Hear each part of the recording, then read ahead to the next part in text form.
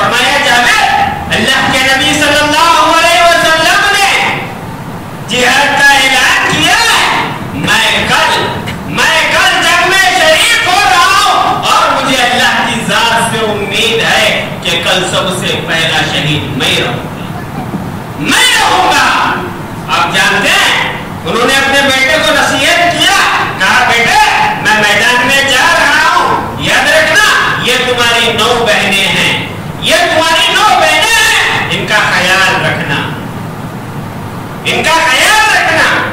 آپ دیکھیں کہ 9 بیٹیوں کا ایک باپ ہے، 9 بیٹیوں کا ایک باپ ہے، ایک بیٹا ہے، اس کے کندھے پر 9 بہنوں کی ذمہ داری ہے۔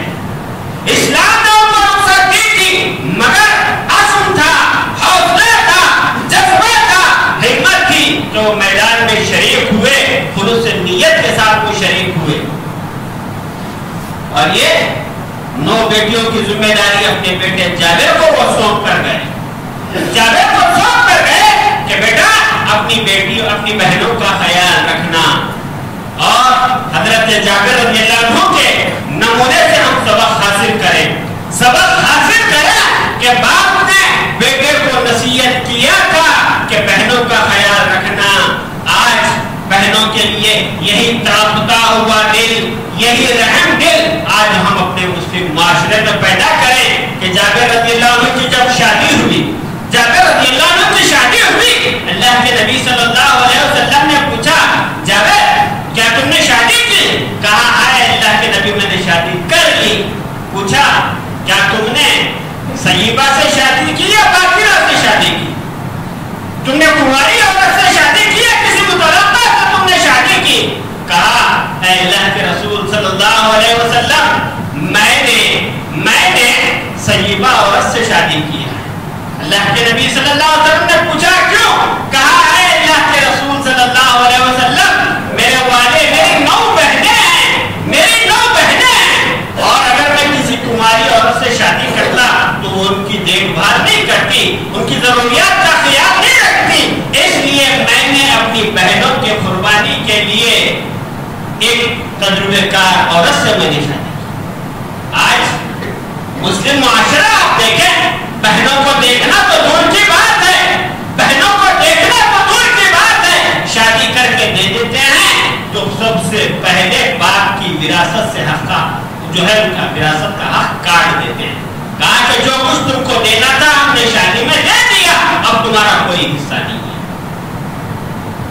اللہ نے مسلمان مردوں کے تعلق سے کہا الرجال قوامون علی النساء، باپ موجود نہیں ہے، بھائی موجود ہے تو بہنوں کی نگہداشت کی ذمہ داری بھائی کے کندھوں پہ ہے، اس کی وراثت میں سے حق لینے کا اسے کوئی اختیار نہیں، کوئی اختیار نہیں۔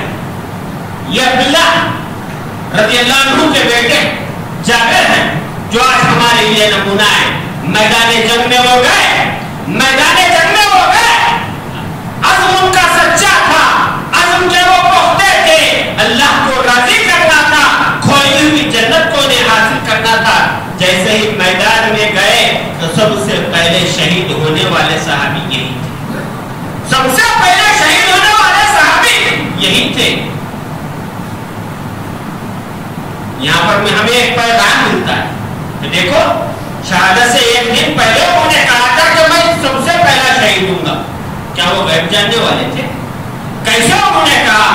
دیکھو پیارے نبی صلی اللہ علیہ وسلم نے فرمایا، حدیث قدسی ہے، انا عند ظن عبدی بی، کہ لوگوں میرا بندہ میرے تعلق سے جیسے گمان کرتا ہے میں اس کے ساتھ ویسے ہی معاملہ کرتا ہوں، ویسے ہی معاملہ کرتا ہوں۔ حضرت عبداللہ بن عمر کی طرف اللہ کو راضی کرنے کی تھی، جنت کو حاصل کرنے کی تھی، لہذا اللہ نے ان کے ساتھ وہی معاملہ کیا جو ان کی نیت تھی۔ یہ صحابی جب شہید ہوئے، اللہ کے نبی صلی اللہ علیہ وسلم تدفین سے فارغ ہوئے تو ان کے ساتھ دوسرے صحابی کی بھی تدفین عمل میں آئی تھی۔ 4 مہینے 6 مہینے کے بعد حضرت جابر نے کہا اے اللہ کے رسول صلی اللہ علیہ وسلم شہدائے احد کی جہاں قبریں ہیں میرے والد کے ساتھ اور ایک صحابی بھی مدفون ہیں، اے اللہ کے نبی صلی اللہ علیہ وسلم میں چاہتا ہوں کہ میں اپنے والد کو کسی دوسرے مقام پر منتقل کروں، آپ اجازت دیں۔ اللہ کے نبی صلی اللہ علیہ وسلم نے ان کو اجازت دی۔ 6 مہینے کے بعد جب وہ اپنے والد کی قبر کھودے تو کیا دیکھتے ہیں کہ ان کی لاش جیسی کی ویسی صحیح و سالم ہے، بس کان کے حصے میں تھوڑا سا فرق آیا ہوا ہے۔ تازی کی تازی قبر ہے، تازی کی تازی قبر ہے۔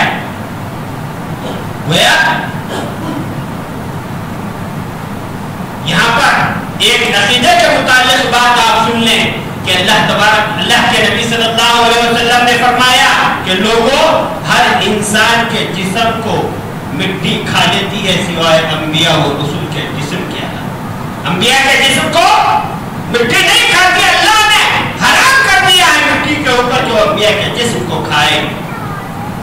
دوسروں کے مطابق ہم یہ بات نہیں کہہ سکتے، لیکن شہداء کے تعلق سے اللہ نے 6 مہینے کے بعد وہی منظر انہیں دکھایا۔